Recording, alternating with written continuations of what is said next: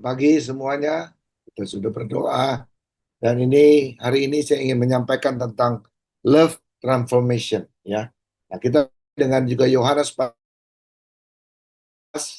yang merupakan ayat favorit ya kita ini, karena lewat ayat ini kita mengetahui bahwa anugerah Tuhan itu adalah segala-galanya. Ya, mari kita lihat, dikatakan karena begitu besar kasih Allah akan dunia ini. Jadi uh, oh,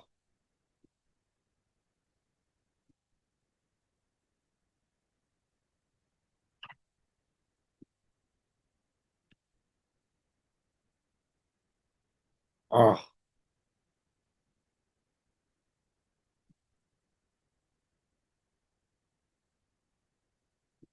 tentang love transformation.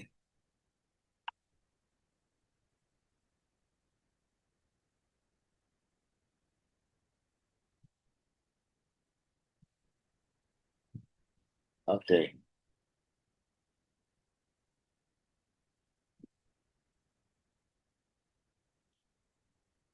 Ya, mungkin ya, oke. Ini ya. Yohanes pasal 3 ayat 16 ini, eh, Tuhan sudah memberikan kepada kita ini kasihnya dengan begitu besar.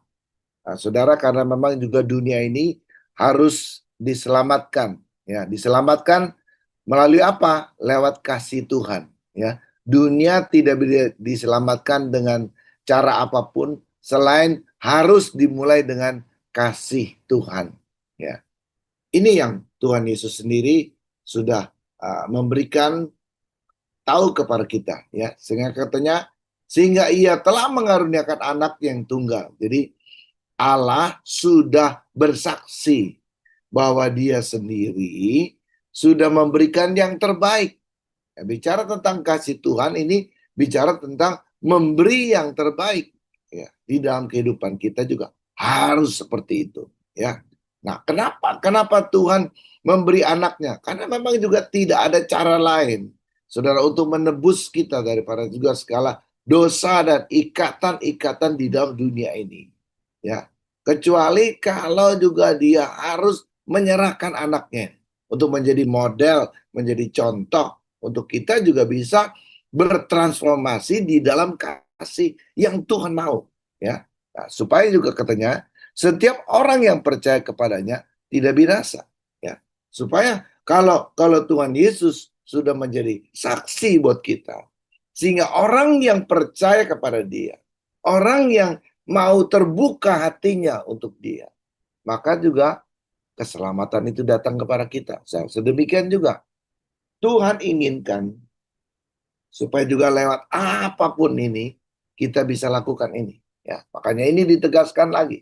Nah, kita yang sudah menerima Tuhan ini karena Allah itu adalah kasih itu sendiri. Makanya juga saudara, hukum ini yang Tuhan beri kepada kita.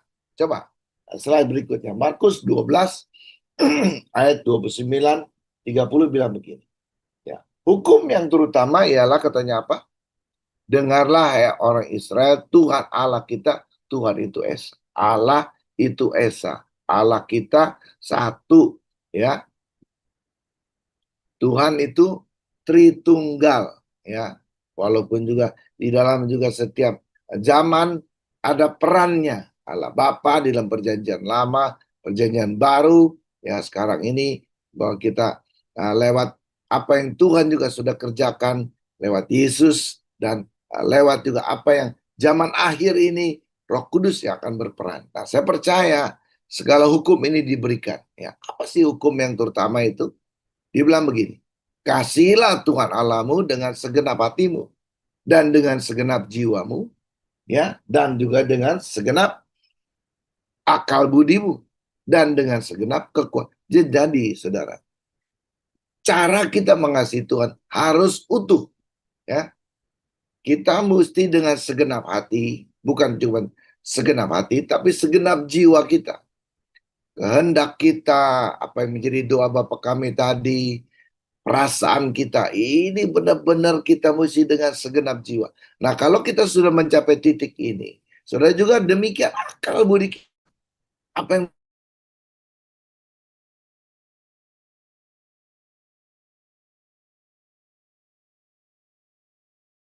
untuk mengasihi Tuhan. Ya, juga dengan kekuatan kita. Mungkin kita nih hebat, daya tahannya luar biasa, atau mungkin juga ada hal-hal apa yang menjadi apa orang bilang ini kepopuleran kita dengan kekuatan kita ini, ya, kekuatan kita, pengaruh kita juga. Saudara, ya sekali lagi, semuanya itu harus tujuannya mengasihi Tuhan.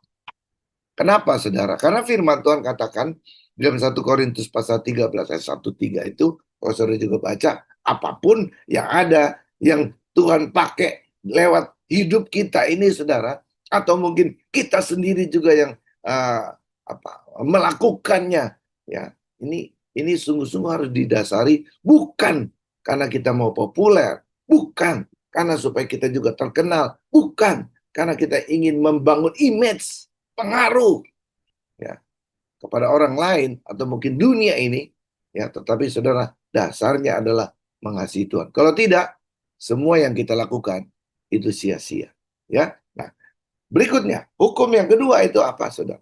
Hukum yang kedua adalah kalau kita sudah bisa menjaga stabilitas kita, hubungan kita dengan Tuhan, bahwa Tuhanlah yang utama. Kita ini cuma hanya hamba.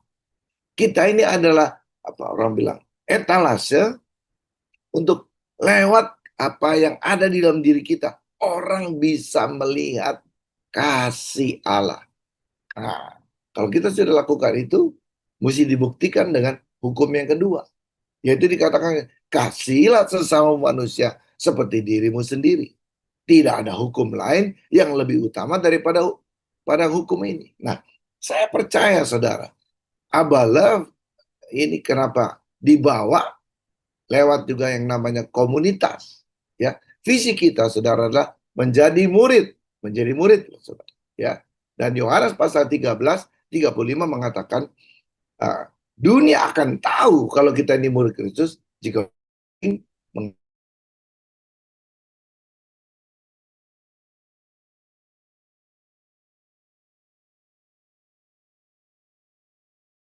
juga saudara mesti dibuktikan di dalam kumpulan kita ini menjadi murid Kristus, ya, melalui komunitas yang sejati yang memancarkan.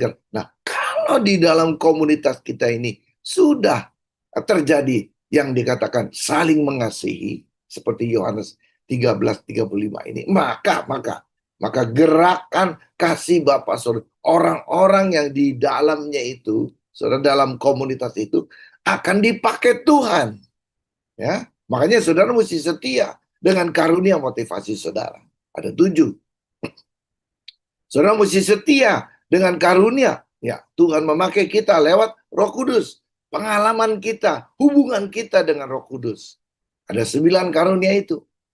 Ya, semuanya ini saudara. Dan kalau saudara sudah setia di dalam 2 bagian ini, saya percaya nanti Tuhan akan juga meneguhkan jawatan apa yang Tuhan ingin pakai saudara. Nah, kalau saudara sudah mencapai ini, inilah yang akan memberkati banyak orang, memberkati dunia ini. Karena orang-orang itu sudah tahu bahwa mereka terpanggil sebagai orang-orang yang dikatakan eklesia itu loh saudara. Ya, kalau dulu kan eklesia itu dipakai sebagai juga penasehat daripada raja. Mungkin ada di bidang hukum, bidang tata kota, atau mungkin di bidang keamanan, di bidang juga apalagi seni, di bidang juga segala macamnya, saudara, entertainment segala macam. Nah, saya percaya kita yang ada di dalam komunitas ini untuk kita juga masuk kepada gerakan kasih Bapa Surgawi ini. Nah, kalau kita udah masuk di sini, saudara, dan kita ada kasih yang mengikat kita, luar biasa sekali, ya. Orang akan bisa merasakan yang dikatakan dalam 1 Korintus itu loh, saudara, pasal 14 itu. Kalau mereka masuk dalam kumpulan kita, mereka akan bilang, wow, sungguh Tuhan itu ada di tengah-tengah kita.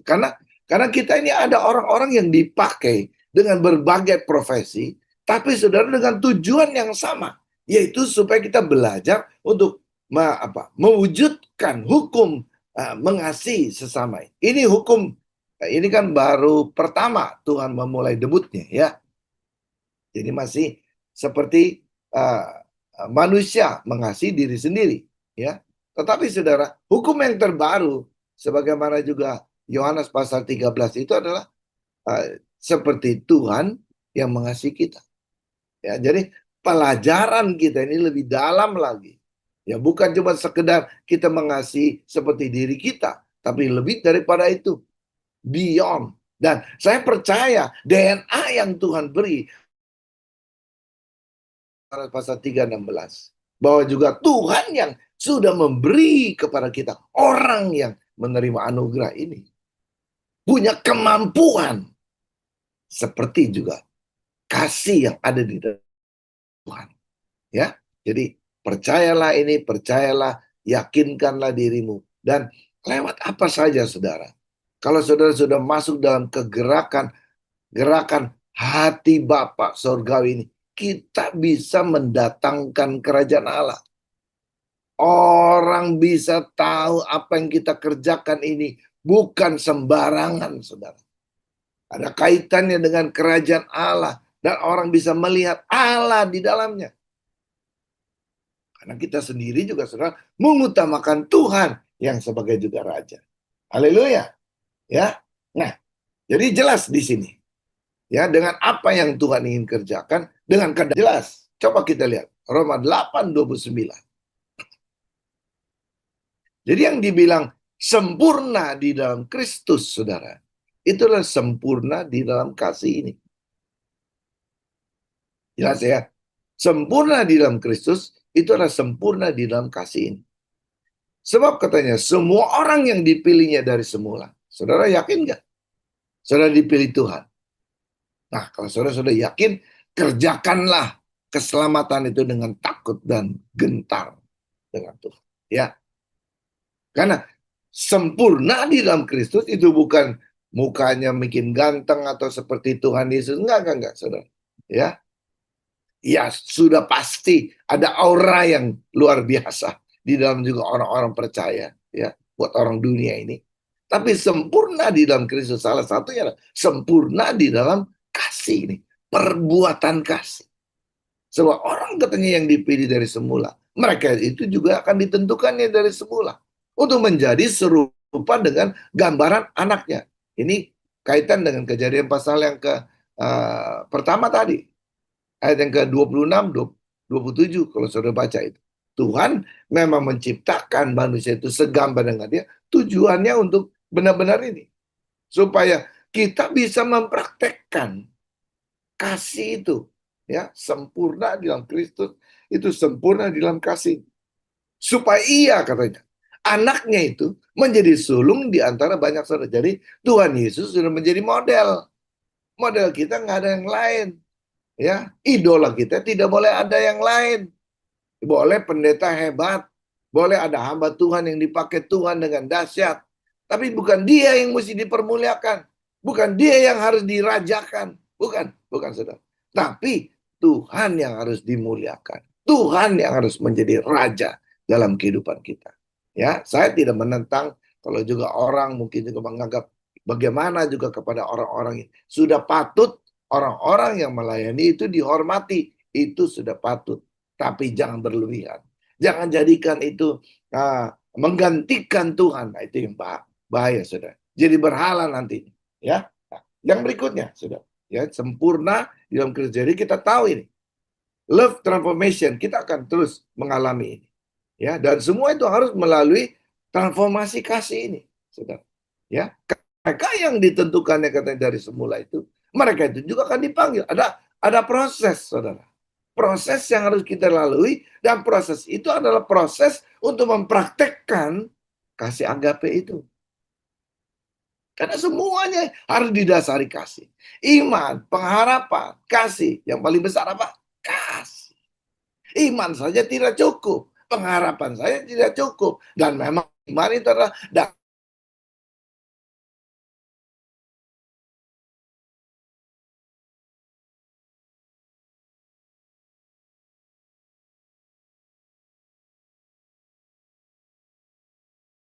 yang saya kasihi. Sekali lagi, saudara, kita mesti menuju kepada perbuatan kasih. Dan didasari semua perbuatan itu atas dasar saudara mengasihi Tuhan dan mengasihi sesama saudara. Tanpa ini, sia-sia. Ya, sia-sia. Ya, saya nggak usah ngomong apa-apa. Ya, jadi memang benar-benar orang-orang ini yang terpanggil untuk melayani Tuhan ini memang mesti ada panggilan. Dan juga memang ini mesti benar, saudara, dasarnya.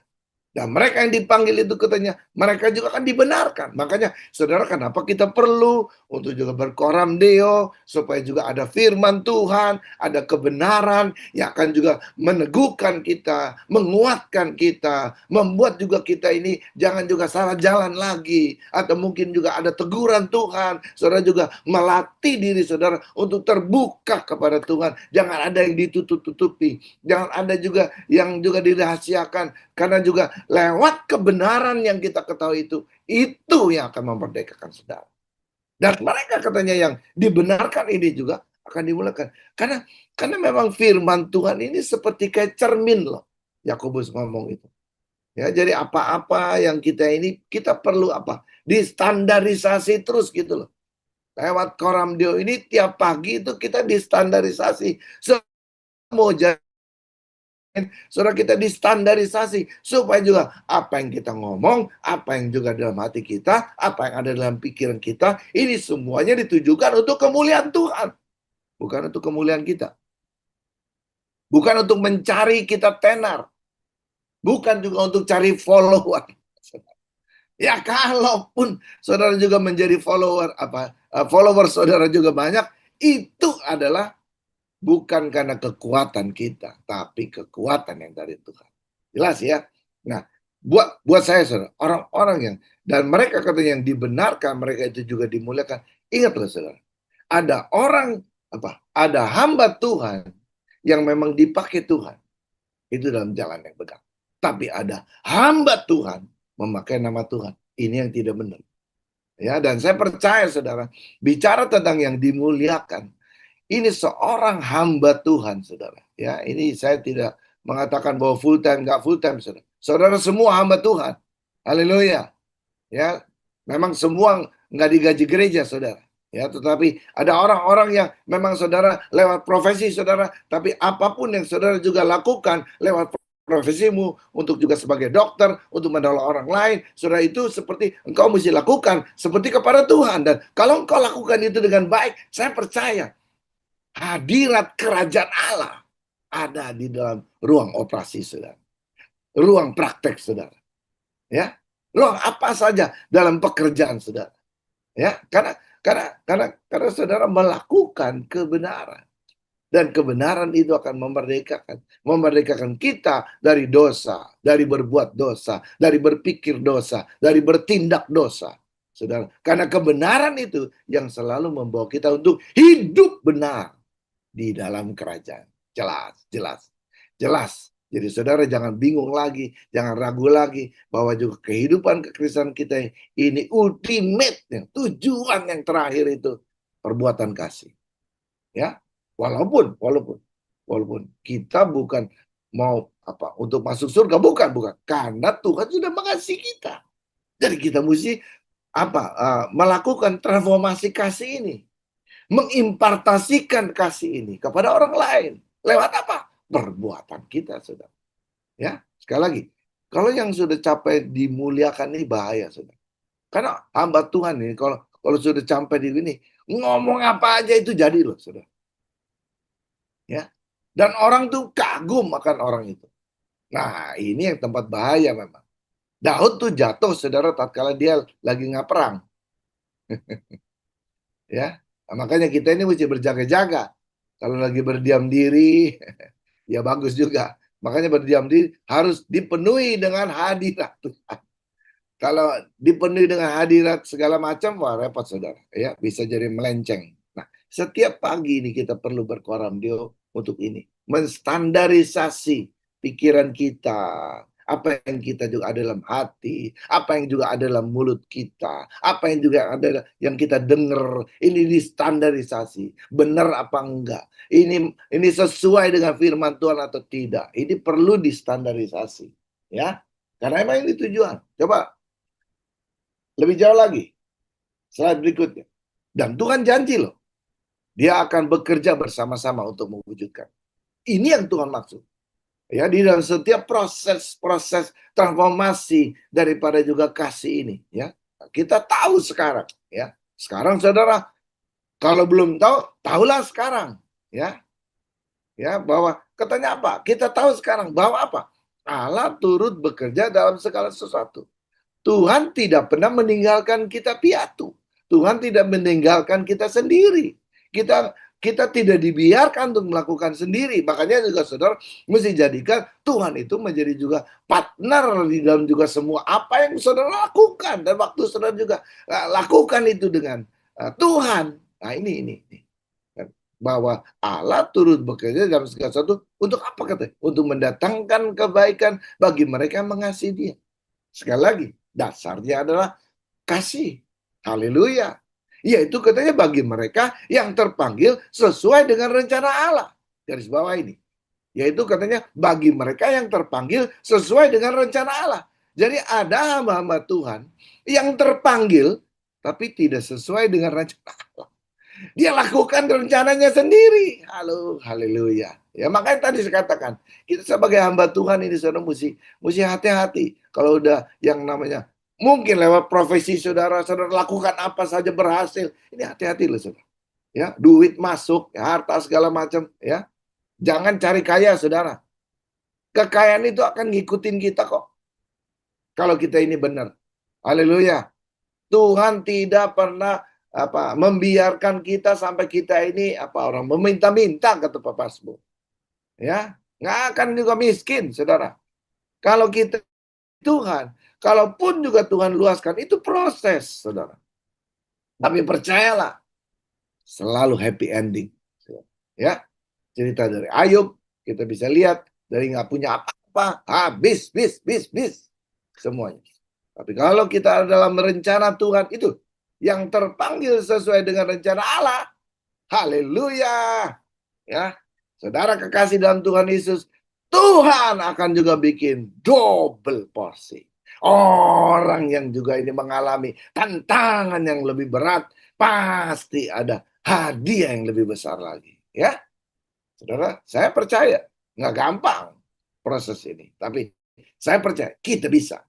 Karena kita nggak bisa sendiri, saudara. Ya, sekali lagi, coba bilang tidak boleh yang alone gitu loh. Yang alone tidak boleh, saudara. Mesti together, ya, together, ya, sama sebagaimana juga firman Tuhan dalam Kejadian itu. Tidak baik manusia sendiri saja, harus ada pendampingnya. Nah, kita juga, saudara, nggak boleh sendiri dalam melakukan pekerjaan untuk mendatangkan kerajaan. Dulu Tuhan sendiri dia punya karunia Roh Kudus itu dengan komplit, ya, 9-9-nya dia ada karunia motivasi, dia ada juga jawatan, ya kan, itu semua di sini. Tapi sekarang Yesus, sejak Tuhan Yesus diangkat, Tuhan memberikan amanat itu kepada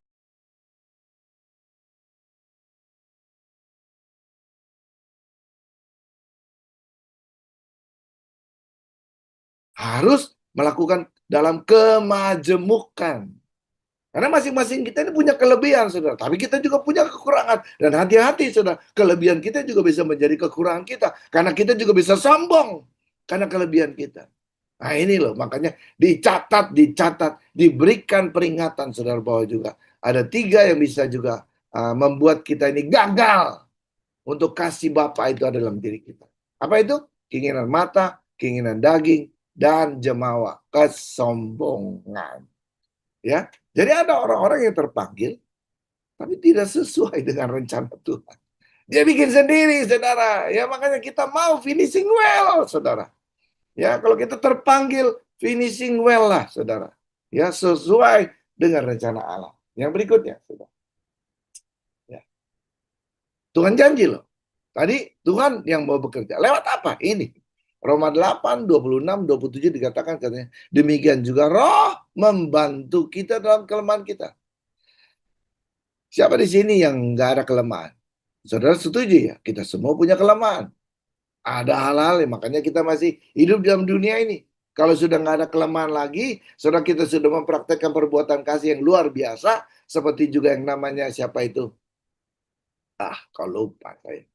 Ya, yang diangkat naik, saudara. Ya, ya ini di dalam perjanjian lama yang diangkat naik, ya, luar biasa, saudara, luar biasa. Kasih kasih kasih karunia Tuhan, karena juga ini orang luar biasa sekali. Ya Tuhan bilang, aduh, saya sayang kamu dah, pulang duluan dah. Ya, ikut diangkat naik-naik, ya. Oh ya, Henok, ya, terima kasih. Kalau saya lupa ini. Ya, kalau udah umur udah lakcap nih begini, saudara, ya. Banyak yang lupa-lupa begitu, ya. Nah, tapi sekali lagi kekasih dalam Tuhan Yesus. Coba dibilang katanya. Sebab kita tidak tahu katanya bagaimana sebenarnya harus berdoa. Kadang-kadang sudah di dalam segala sesuatu kehidupan kita ini, kita kadang-kadang nggak tahu ya mesti bagaimana. Ada saat itu dalam proses ini. Tapi katanya nggak usah takut, sudah. Makanya saudara mesti gunakan karunia lidah itu sebagai juga bahasa komunikasi kalau saudara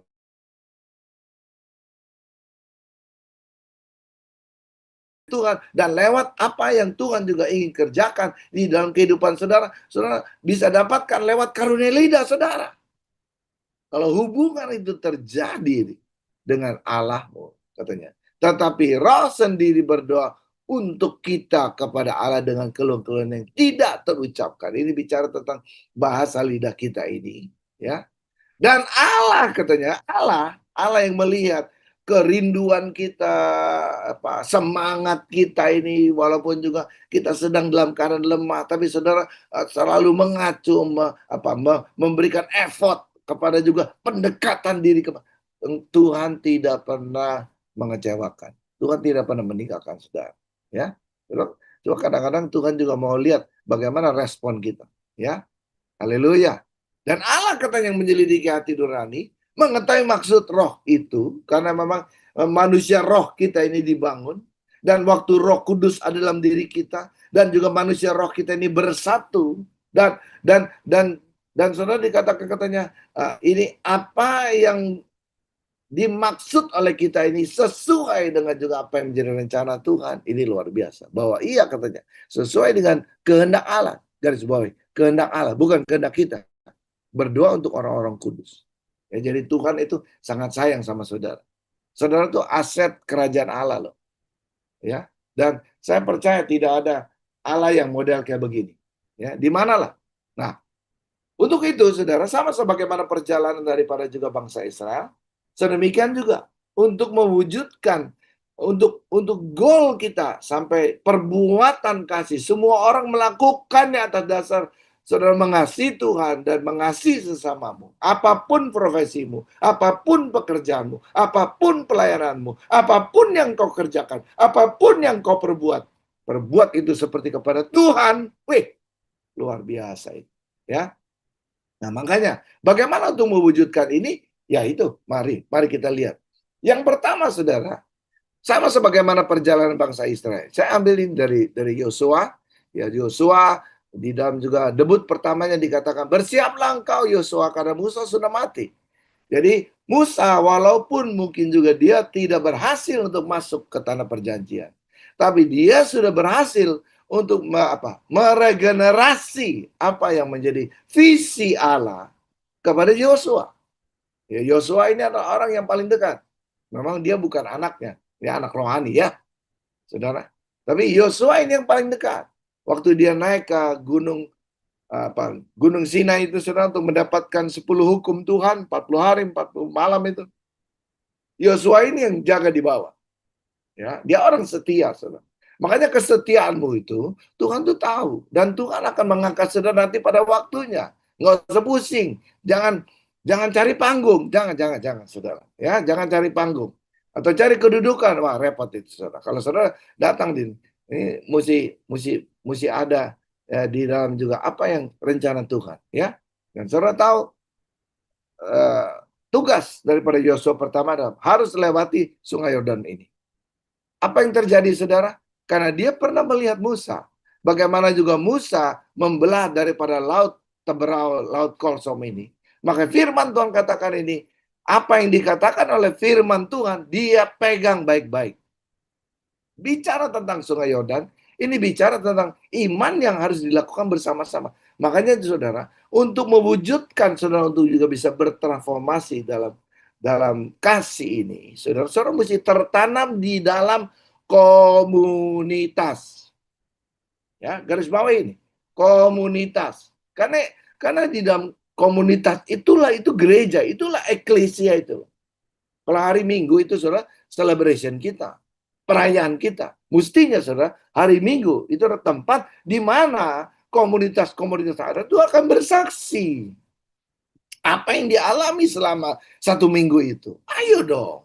Jadi jangan kesaksian dari orang lain. Oh, enggak dong. Dari keluarga sendiri. Haleluya. Haleluya. Ya. Gereja itu adalah keluarga besar Allah, ya. Dan saudara tahu bahwa keluarga itu adalah gereja kecilnya, saudara, ya. Dan saya percaya kekasih dalam Tuhan Yesus, keluargaku, keluargaku itu akan terwujud kalau kita ngerti. Jadi saudara mesti tertanam, nggak bisa sendiri, saudara. Not alone, tidak boleh alone, tidak boleh, ya. Mesti together, ya. Saudara tidak bisa sendiri. Saudara mesti berdua minimal katanya. Ya, Tuhan Yesus saja mengirim orang-orang itu dengan dua-dua. Nah, saudara ini yang gereja yang Tuhan maksud. Supaya juga ada kekuatan kemajemukan di dalamnya. Ada kekuatan kesatuan di dalamnya. Iman yang dilakukan bersama, itu mendatangkan satu kuasa. Ini yang dilakukan. Tatkala juga katanya para imam pengangkat tabut Tuhan semesta bumi itu berhenti di dalam air Sungai Yordan, maka air Sungai Yordan itu terputus. Nah, air yang turun dari hulu akan berhenti mengalir menjadi bendungan. Wih, luar biasa. Ya, jadi saudara, yang dilakukan di sini, di hulunya saudara, itu terjadi sesuatu. Stop. Ya. Ketika bangsa itu katanya berangkat dari tempat perkemahan mereka, menyeberang Sungai Yordan, para imam pengangkat tabut perjanjian itu berjalan di depan bangsa itu.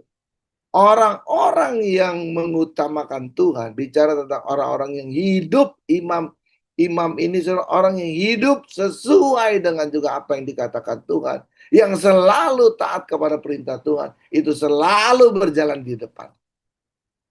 Selalu akan menjadi pemimpin bagi orang lain. Haleluya. Haleluya. Jadi ingat ya, Tuhan memulai dengan Sungai Yordan. Ya, arti Sungai Yordan ini, saudara, ini sangat besar.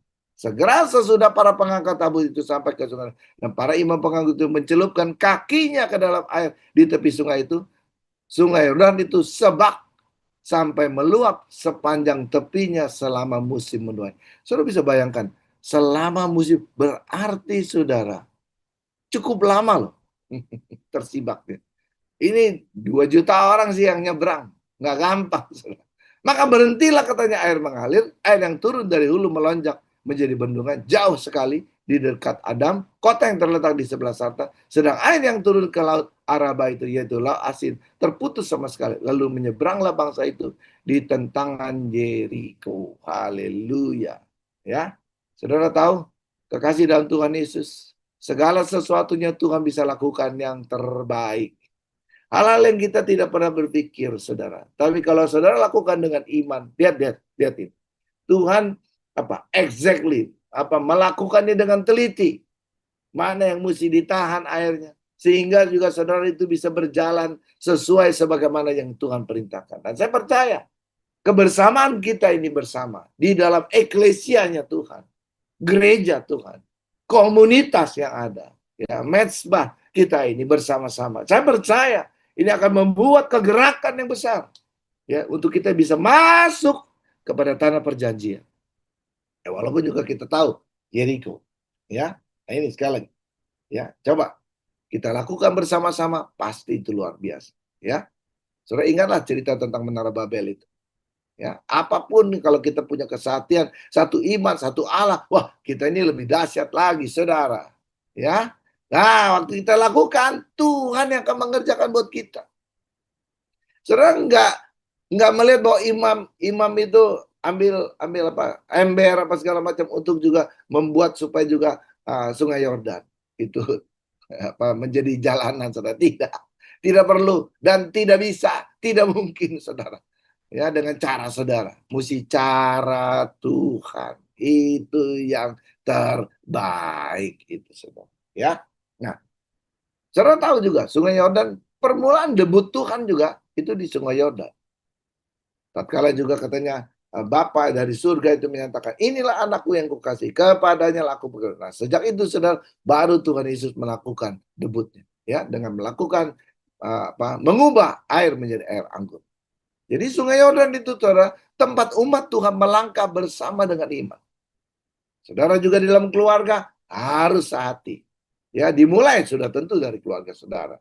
Jangan hebat di komunitas saudara, tapi keluargamu berantakan. Repot juga, saudara. Tidak menjadi kesaksian. Mesti dimulai dari mana? Dari keluarga. Tuhan tidak menunggu kita sempurna, loh, saudara. Tapi menunggu kita taat dan melangkah bersama. Kadang-kadang, saudara, kita mesti belajar untuk sabar kepada orang lain. Mungkin ada orang-orang yang perlu untuk kita bimbing, untuk mereka juga bisa bersama-sama dengan kita, berjalan bersama-sama. Ya, pribadi atau keluarga yang kuat, berani percaya kepada Tuhan, meski belum melihat jawaban. Nah, untuk dapat iman kayak begitunya, memang tidak mudah. Saudara mesti bersabar juga. Dan saudara mesti berulang-ulang mengajarkannya. Sehingga mereka juga bisa mengalami nanti hal apa yang Tuhan juga sudah janjikan. Ya, haleluya. Yang berikutnya, saudara, perjalanan daripada Yosua harus juga melewati kota Gilgal, tempat Gilgal ini. So, katanya sebab di tempat ini, saudara, pemulihan di dalam rumah Tuhan terjadi. Makanya kita yang sudah juga ada tertanam dalam gereja, visi gereja itu juga kita sudah tahu, ya, untuk menjadi murid Kristus melalui komunitas sejati, ya, yang memancarkan gerakan kasih Bapa Surgawi. Semua kita mesti masuk dalam gerakan kasih Bapa Surgawi. Ada orang-orang yang terpanggil sebagai juga guru, ya, guru untuk apa? Guru untuk juga mereka-mereka yang pernah terikat dengan narkoba. Ya, mereka juga dipanggil untuk menjadi juga bos, ya, menjadi rasul buat juga orang-orang yang dulunya orang-orang jahat. Tapi mereka juga akan diubahkan Tuhan sama sebagaimana Saulus berubah menjadi Paulus. Ya, saudara, Tuhan akan pakai kita loh dengan profesi kita, dengan apa yang ada, dengan juga kekuatan kita. Dan Paulus juga dia seorang businessman, saudara. Tapi dia bisa mendatangkan kerajaan Allah karena bisnis dia tertenda, saudara. Kemah. Ya, karena dia nggak mau ngerepotin orang. Ya nggak apa-apa, saudara. Ada orang-orang yang memang dipakai itu. Itu yang saya bilang itu. Nggak semua kita juga harus digaji sama gereja. Diberikan persembahan kasih oleh gereja. Kalau semuanya jadi hamba Tuhan bergantung hanya kepada gereja, waduh, siap. Gereja dapat duit dari mana, saudara? Dari orang-orang saudara ini. Dan saya percaya Tuhan sedang mengerjakan itu di dalam diri saudara. Kalau saudara juga dibuat menjadi kaya, saudara, saya percaya itu ada kaitannya dengan Allah, bukan kerajaanmu. Bukan, saudara. Jangan kita membangun kerajaan kita. Tapi kita mesti membangun kerajaan Allah. Kalau saudara juga punya perusahaan besar, buatlah perusahaan besar itu menjadi kerajaan Allah. Haleluya. Haleluya. Ya, jadi jelas. Dan kita butuh di dalam apa yang tertanam dalam juga gereja ini untuk proses kita bisa mengalami transformasi daripada kasih ini, saudara. Saudara perlu untuk dipulihkan. Dipulihkan dari masa lalu, saudara. Nah, firman Tuhan ini berkata, karena orang-orang yang bersungguh-sungguh sudah mati itu generasi. Nah, ini yang generasi yang ikut sama Yosua masuk ini berjalan ini, saudara. Generasi yang nggak pernah perang juga. Ya, sebelumnya. Jadi, perjalanan ini katanya mereka-mereka ini yang lahir di padang gurun, saudara, istilahnya. Ya, nah, mereka mau masuk ke tanah perjanjian. Nah, apa yang dulu pernah juga Musa lakukan, penyunatan, nah Tuhan inginkan juga Yosua lakukan itu. Ini bicara tentang kedagingan kita ini mesti dimatikan, ya, karena memang dosa itu masuknya dari kedagingan kita. Apa yang kita lihat, apa yang kita ada dalam daging, hawa nafsu itu, saudara, daging nafsu itu semua, dan juga apa yang menjadi kesombongan kita, itu yang saya berkali-kali perlu untuk juga mengatakan kepada saudara, ya. Dan Tuhan inginkan supaya juga kita melakukan ini, ya. Kita mesti masuk ke Gilgal ini, pemulihan di dalam rumah pemulihan gitu. Ya, apa yang terjadi, saudara? Ya, katanya. Nanti saudara baca saja itu Yosua pasal 5, ya. Tapi katanya apa? Ayat yang ketujuh itu, saudara. Ayat yang ketujuh dikatakan, tetapi anak-anak mereka yang telah dijadikannya ganti mereka. Mereka itulah yang disunat Yosua. Sebab mereka belum bersunat. Karena mereka tidak disunat dalam perjalanan. Setelah seluruh bangsa itu selesai disunat, maka tinggallah mereka itu di tempatnya masing-masing di perkemahan itu. Sampai mereka sembuh. Maka berfirmanlah Tuhan kepada hari ini telah kuhapuskan celah Mesir itu daripadamu. Itulah sebabnya nama tempat ini disebut Gilgal sampai sekarang. Ya, jadi saudara, kita mesti meninggalkan manusia lama kita, Mesir kita ini. Ya, semua celah, kutuk Mesir itu tidak berkuasa lagi. Dan kita mesti hidup dalam manusia yang baru. Ya, keluarga atau gereja membutuhkan Gilgal. Slide berikut. Karena Gilgal itu tempat pengampunan, belajar kita mengampuni, tempat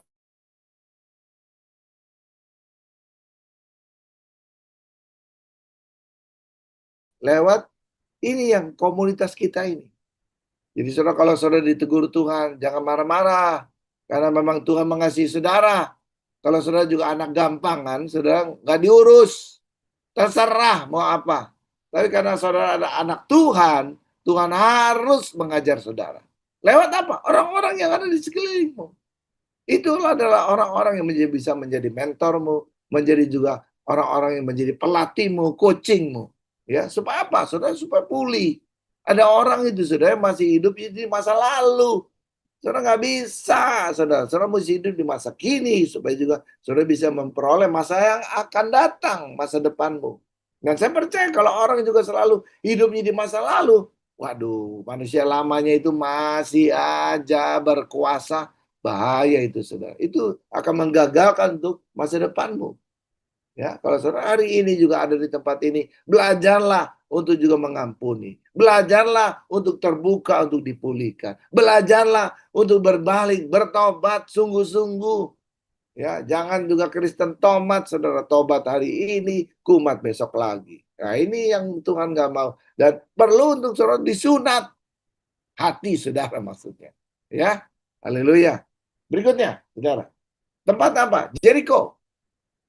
Jericho ini bicara tentang kemenangan. Kalau kita sudah juga ada tertanam, bisa memiliki tertanam di gereja dengan memiliki iman yang bersama-sama dengan visi misi yang ada, ya, saudara juga tahu ikuti proses pemulihan. Kita kan ada SPK pembina, ada SPK pemenang, ada SPK pemimpin nanti. Saudara, proses ini harus kita lewati. Ya, nah semuanya ini apa? Belajar itu bicara tentang ketaatan, saudara. Ya, dengar, lakukan. Dengar, lakukan. Karena itu yang di dalam juga pengajaran Tuhan Yesus dalam Matius pasal 7.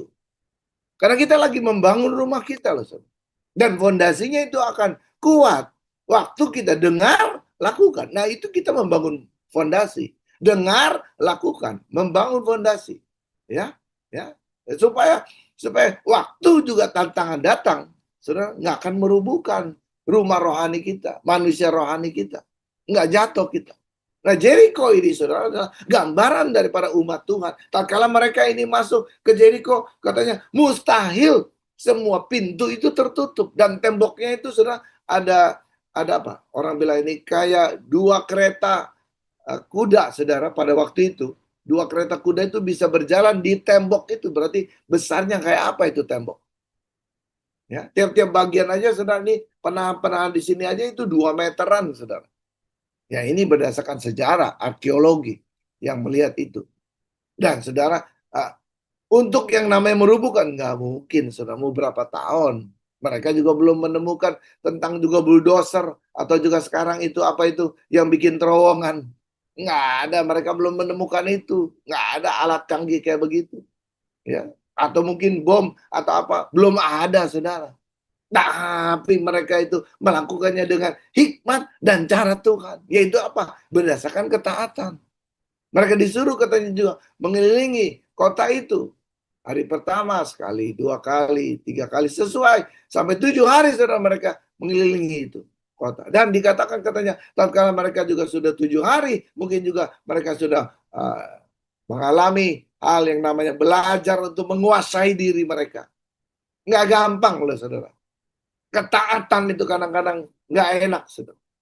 Kadang-kadang kita mesti belajar untuk mematikan diri kita. Belajar untuk taat. Belajar untuk juga. Ini disiplin kita saudara akan mendatangkan hasil kemenangan saudara. Kalau kita tahu belajar tentang disiplin dalam ketaatan ini. Ya. Ini firman Tuhan katakan dalam ayat 20 dikatakan, lalu bersoraklah katanya. Ya. Lalu bersoraklah bangsa itu. Sedang sangkakala ditiup, segera sesudah bangsa itu mendengar bunyi sangkakala, bersoraklah mereka dengan sorak yang nyaring. Maka runtuhlah tembok itu. Lalu mereka memanjat masuk ke dalam kota, masing-masing langsung ke depan dan merebut kota itu. Hal yang mustahil, tidak mustahil kalau saudara lakukan dengan ketaatan. Ya, sekali lagi. Yeriko mengajarkan bahwa kemenangan tidak datang. Slide berikutnya. Ya. Yeriko. Ya, jadi saudara, Yeriko ini mengajarkan bahwa kemenangan tidak datang karena kekuatan manusia. Ya. Tetapi karena ketaatan penuh kepada Tuhan. Dalam keluarga dan gereja banyak tembok yang kita hadapi loh, saudara.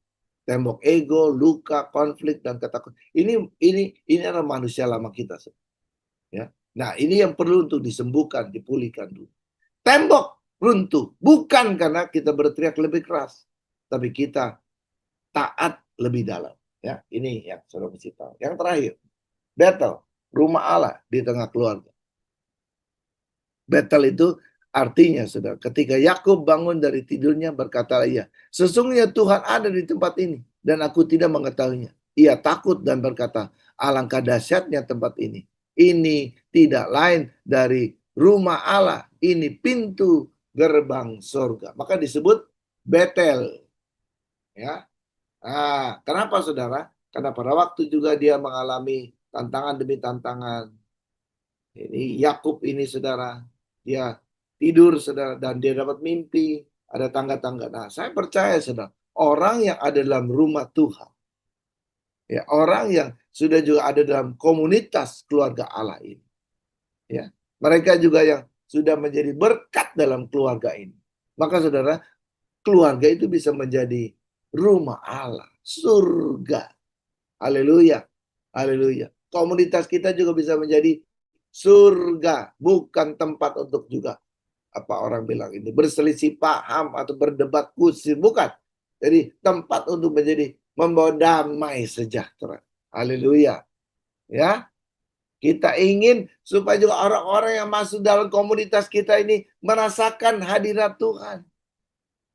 Ya, bukan merasakan hadirat yang lain, tapi merasakan hadirat Tuhan. Ya, jadi tempat di mana komunitas kita ada ini harus ada hadirat Allah. Yesus harus ada di tengah-tengah katanya. Kalau 1:27 itu. Ya, karena baru kita akan mendapatkan pengharapan akan kemuliaan Tuhan. Sudah disediakan di dalam komunitas kita. Nah, demikian juga dalam keluarga kita. Maka kalau saudara juga ada hadirat Allah, maka keluarga kita akan mengalami damai sejahtera. Nah, ini yang luar biasa. Dan saya percaya kekasih dalam Tuhan Yesus. Inilah hari-hari yang sangat menyenangkan untuk hidup. Ya, ya tetaplah lakukan ini dengan sungguh-sungguh, saudara. Ya, jadi keesokan harinya katanya. Ya, lalu katanya, pagi-pagi aku mengambil batu yang dipakainya sebagai alas kepala dan mendirikan itu menjadi nuang minyak ke atas.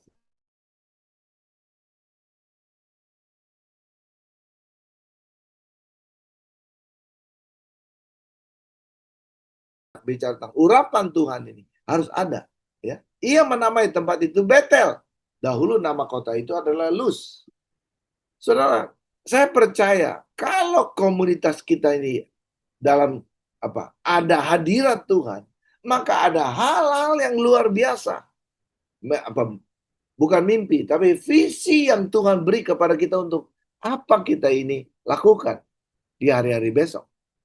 Ada penglihatan, ada nubuatan, ada hal-hal yang Tuhan akan nyatakan kepada kita untuk kita lakukan sebagai juga orang-orang yang dipakai Tuhan. Dan saya percaya kekasih dalam Tuhan Yesus. Ya, hadirkanlah Bethel. Karena emang ini tujuan. Kalau saudara ada kasih di tengah-tengah kita, ada hadirat Tuhan. Ya, kalau saudara kita ada saling mengasihi, katanya itu tandanya bahwa kita adalah murid Kristus. Dan saya percaya kekasih dalam Tuhan Yesus ini yang Tuhan ingin berikan. Ya, Bethel itu sebagai rumah Allah. Tuhan rindu setiap keluarga menjadi tempat hadirat Tuhan tinggal, menjadi mezbah doa, menjadi penyembahan. Ya, tatkala kita menyembah, ada banyak hal-hal yang Tuhan akan nyatakan.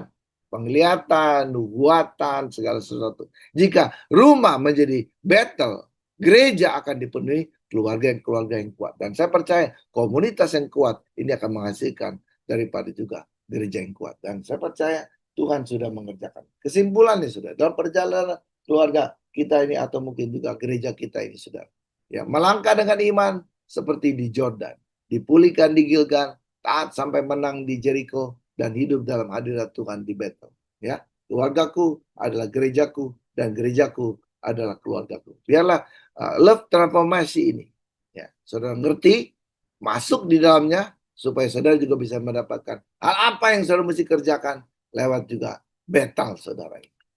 Tuhan memberkati. Mari kita berdoa. Kasih karunia-Mu Tuhan akan juga menolong kami hari ini. Apa yang kami tidak bisa, Tuhan akan membuat kami bisa.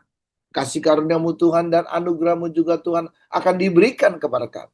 Supaya juga memampukan kami untuk menyelesaikan semua tugas, panggilan yang ada yang sudah Engkau rencanakan bagi hidup kami. Tuhan sebentar, kalau kami juga akan pergi, ada yang bekerja, ada yang melayani, ada juga yang mungkin juga melakukan kegiatan di rumah. Tapi kami percaya, Tuhan, kami ingin menghadirkan hadirat-Mu, kerajaan-Mu, dimanapun kami berada. Pakailah kami, jadikan kami ini untuk menjadi juga membawa satu kasih kepada orang lain. Sehingga orang lain bisa mengetahui kami ini murid Kristus. Lewat hidup kami, lewat perbuatan, kasih kami kepada mereka. Terima kasih Tuhan Yesus. Dalam nama Yesus kami berdoa, kami mengucap syukur untuk semua ini. Amin.